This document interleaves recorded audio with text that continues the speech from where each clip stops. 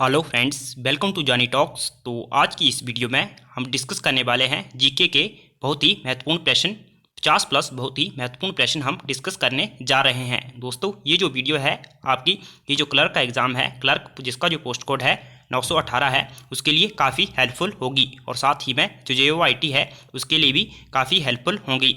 अगर दोस्तों इससे पहले की क्लासेज आपने नहीं देखी हैं तो आप हमारे चैनल की प्लेलिस्ट में जाकर देख सकते हैं। HPSSC क्लर्क के नाम से होगी और वहाँ पर अपनी तैयारी को, वीडियो को देखकर अपनी तैयारी को बूस्टअप कर सकते हैं। तो दोस्तों चलिए शुरू करते हैं पहले प्रश्न से। ये जो आंसर होंगे दोस्तों हम डिस्कस करेंगे, ये HPSSC की जो आंसर की है उसके अकॉर्डिंग होंगे। तो चलिए शुरू करते हैं पहले प्रश्न से। पहला जो प्रश्न है, the transition from pre Harappa to mature Harappa is best witnessed at the site of. पूर्व हड़प्पा से विकसित हड़प्पा में रूपांतरण के निम्न स्थल में सर्वोत्तम साक्ष्य मिलते हैं। तो दोस्तों पूर्व हड़प्पा से विकसित हड़प्पा में जो रूपांतरण के सर्वोत्तम साक्ष्य मिलते हैं वो मिलते हैं आपके आमरी नामक स्थल से। तो इसका ऑप्शन जो डी है वो सही हो जाएगा, आमरी। और दोस्तों जो आमरी जो स्थल है इसकी जो खोज हुई थी 1929 ईस्वी में हुई थी और NG मजूमदार के द्वारा करी गई थी। अगला प्रश्न है, the crop which does not seem to have been known to the people of the Harappan culture is. Harappa संस्कृति में लोगों को किस फसल के संबंध में जानकारी नहीं थी। तो दोस्तों ये जानकारी नहीं थी रागी फसल के बारे में। तो इसका ऑप्शन सी जो है वो सही हो जाएगा, बाकी तीनों फसलों के बारे में जानकारी थी। अगला जो प्रश्न है दोस्तों, तोल्कापियम इज ए। तोल्कापियम है, तो दोस्तों जो तोल्कापियम है वो व्याकरण पर सबसे पुराना मानक ग्रंथ है तेलुगु साहित्य का, तमिल साहित्य का। इसका ऑप्शन जो ए है वो सही हो जाएगा, व्याकरण पर सबसे पुराना मानक ग्रंथ है और इसकी जो रचना करी है वो तोल्कापियर ने करी है। अगला प्रश्न है, Ujjaini was the capital of. Ujjaini किसकी राजधानी थी। तो दोस्तों जो उज्जैनी थी वो अवंती की राजधानी थी। ऑप्शन बी जो है वो सही हो जाएगा। और जो मत्स्य था इसकी जो राजधानी थी वो थी विराट नगर और मल की कुशावती। अगला जो प्रश्न है, according to Mahavira in order to realise truth one should. Mahavir के अनुसार सत्य की अनुभूति करने के लिए। तो दोस्तों महावीर के अनुसार सत्य की अनुभूति करने के लिए सब प्रकार के कष्ट को सहना पड़ता है, यानी कि endure all kinds of suffering. तो इसका ऑप्शन बी जो है वो सही हो जाएगा, सब प्रकार के कष्ट सहना पड़ता है। अगला प्रश्न है, Chandragupta Maurya figures prominently in the work of. Chandragupta Maurya का चित्रण मुख्यतः निम्न के कार्यों में किया गया है। तो दोस्तों जो चंद्रगुप्त मौर्य है उनका जो चित्रण है वो मुख्यतः प्रमुखता विशाखदत्त के कार्य में किया गया है। तो इसका ऑप्शन जो बी है वो सही हो जाएगा, विशाखदत्त। मुद्राक्ष जो है इसकी प्रमुख रचना है, इनकी जो विशाखदत्त है इनकी मुद्राक्ष जो है वो प्रसिद्ध रचना है। अगला प्रश्न है, who was the founder of the Satavahana dynasty. Satavahana राजवंश का संस्थापक कौन था। तो दोस्तों सातवाहन राजवंश जो था इसके जो संस्थापक थे वो थे सिमुक। तो इसका ऑप्शन सी जो है वो सही हो जाएगा। सातकर्णी उनके प्रसिद्ध शासक हुए बाद में और दंतिदुर्ग जो थे वो राष्ट्रकूट वंश के संस्थापक थे। अगला प्रश्न है, गुप्तकाल में निम्न में से कौन सा नगर एक अध्ययन पीठ नहीं रहा। तो दोस्तों जो गुप्तकाल था उसमें जो कांची है वो एक अध्ययन पीठ नहीं रहा, यदि अध्ययन स्थल नहीं रहा। तो इसका ऑप्शन सी जो है वो सही हो जाएगा, बाकी तीनों रहे थे। अगला प्रश्न है, which power had close cultural relation with Tibet. Tibet के साथ किस शक्ति का घनिष्ठ सांस्कृतिक संबंध था। तो दोस्तों जो तिब्बत था उसके साथ जो पाल वंश था उसके घनिष्ठ सांस्कृतिक संबंध थे। तो इसका ऑप्शन जो ए है वो सही हो जाएगा, पाल वंश के साथ तिब्बत जो पाल वंश जो था उसके साथ जो तिब्बत थे उनके सांस्कृतिक संबंध थे, यानी कि घनिष्ठ सांस्कृतिक संबंध थे। अगला जो प्रश्न है, विच दिल्ली सल्तनत established A ministry of agriculture development. किस दिल्ली सुल्तान ने कृषि विकास मंत्रालय स्थापित किया था। तो दोस्तों जो कृषि विकास मंत्रालय स्थापित किया था वो मोहम्मद बिन तुगलक ने किया था। तो इसका ऑप्शन जो बी है वो सही हो जाएगा, मोहम्मद बिन तुगलक ने किया था। दोस्तों आपके लिए एक महत्वपूर्ण सूचना है, अगर आप भी HB पुलिस कांस्टेबल या फिर HP एलाइड या फिर JOIT एग्ज़ाम की तैयारी कर रहे हैं दोस्तों, तो जो परीक्षा ऐप है वो आपके लिए स्पेशल बेस्ट टेस्ट सीरीज लेके आया है। बिल्कुल एग्जाम ओरिएंटेड इसमें आपको प्रश्न देखने को मिलेंगे और एग्जाम से पहले आपकी पूरी तैयारी हो जाएगी। अगर दोस्तों आप इन टेस्ट सीरीज को परचेज करना चाहते हैं तो आप कूपन कोड जानी50 यूज़ कर सकते हैं और इसके साथ आपको 50% का डिस्काउंट मिल जाएगा और आपको बेहद ही कम कीमत पर यह टेस्ट सीरीज जो है वो अवेलेबल हो जाएंगी। अगर आप परीक्षा ऐप को डाउनलोड करना चाहते हैं दोस्तों तो इसका लिंक जो है वो मैंने डिस्क्रिप्शन में दिया है, आप वहां से डाउनलोड कर सकते हैं। तो चलिए शुरू करते हैं अगले प्रश्न से।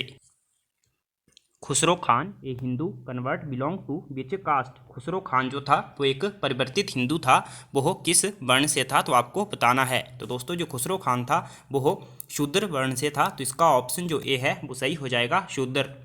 अगला प्रश्न है द नोबिलिटी ऑफ सल्तनत वाज लार्जरली कंपोज्ड ऑफ। सल्तनत की कुलीनता व्यापक तौर पर बनी थी। तो दोस्तों जो दिल्ली सल्तनत थी उसकी जो कुलीनता थी वो व्यापक तौर पर बनी थी तुर्कों से, तो इसका ऑप्शन जो सी है वो सही हो जाएगा, तुर्कों से। अगला जो प्रश्न है who was the famous Chishti saint whose mausoleum was erected at Fatehpur Sikri. वे सुप्रसिद्ध चिश्ती संत कौन था जिसका मकबरा फतेहपुर सीकरी में स्थापित किया गया था। तो दोस्तों वे प्रसिद्ध संत जो था वो था शेख सलीम चिश्ती, तो ऑप्शन ए जो है वो सही हो जाएगा। और दोस्तों जो शेख सलीम चिश्ती थे इनके नाम पर ही जो बादशाह अकबर थे उन्होंने अपने पुत्र सलीम का जहांगीर का नाम सलीम रखा था।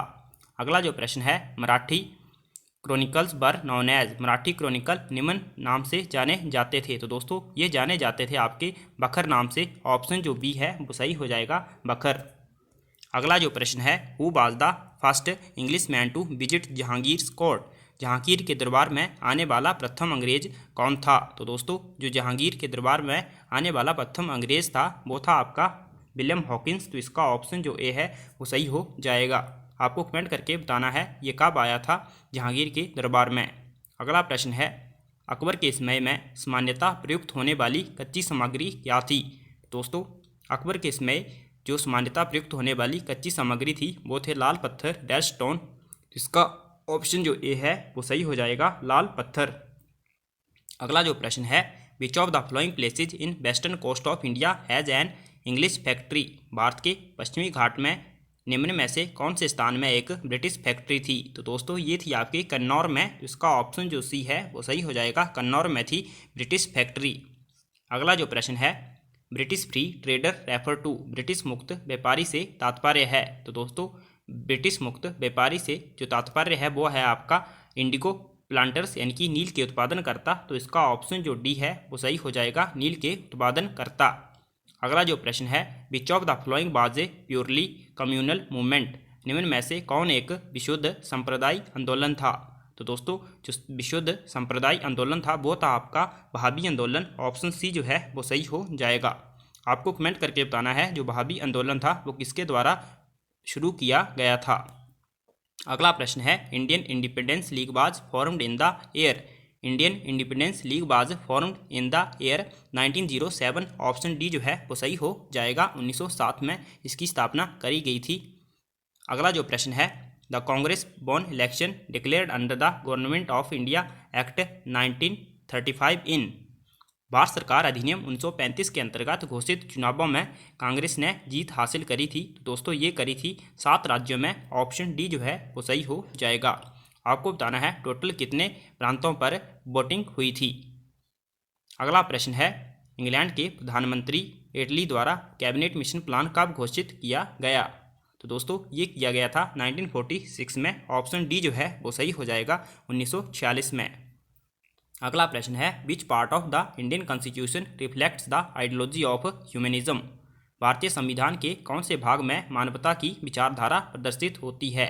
तो दोस्तों ये प्रदर्शित होती है आपके directive principle of state policy, option C is right answer. Next question a person can lose his citizenship through. एक व्यक्ति अपनी नागरिकता खो सकता है। तो दोस्तों ये खो सकता है टर्मिनेशन, रिन्यूशिएशन, डेप्रिसिएशन, तो इसका ऑप्शन डी जो है वो सही हो जाएगा, ऑल ऑफ दीज। अगला प्रश्न है who finally approves the draft of 5 year plan. पंचवर्षीय योजना के प्रारूप को अंतिम रूप से कौन स्वीकृत करता है। तो ये करता है दोस्तों national development council, option A जो है वो सही हो जाएगा। और दोस्तों अब पंचवर्षीय योजना यानी कि 5 ईयर प्लान को समाप्त कर दिया गया है। अगला प्रश्न है the second meeting of non aligned movement in India was held in the year. तो सेकेंड मीटिंग जो हुई थी नॉन अलाइंड मूवमेंट की दोस्तों वो हुई थी आपके 1997 में। ऑप्शन डी जो है वो सही हो जाएगा। 1997 में हुई थी, 1997 में हुई थी, आपने याद रखना है।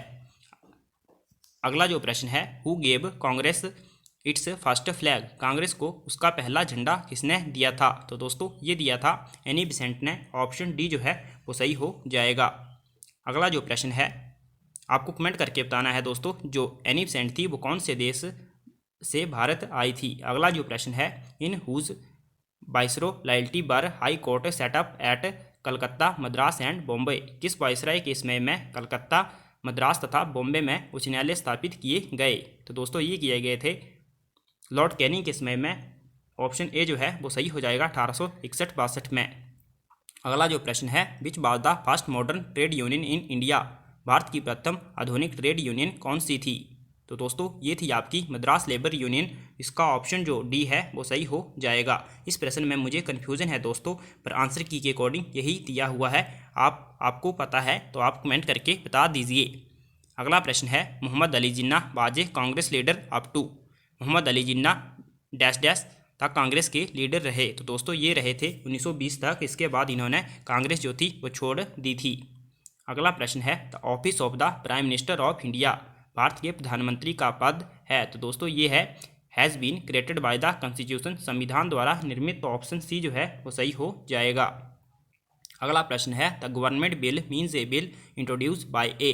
तो दोस्तों जो गवर्नमेंट बिल होता है इसका मतलब होता है minister in any house of the parliament. Option D जो है वो सही हो जाएगा, संसद के किसी भी सदन में मंत्री द्वारा। अगला जो प्रश्न है, who among the following appoints the acting chief justice of India. Bharat के कार्यवाहक मुख्य न्यायाधीश की नियुक्ति निम्न में से किसके द्वारा करी जाती है? तो ये करी जाती है president of India. Option C जो है वो सही हो जाएगा, भारत के राष्ट्रपति द्वारा। अगला प्रश्न है, grants in aid are provided every year to such states are in need of assistant as determined bye.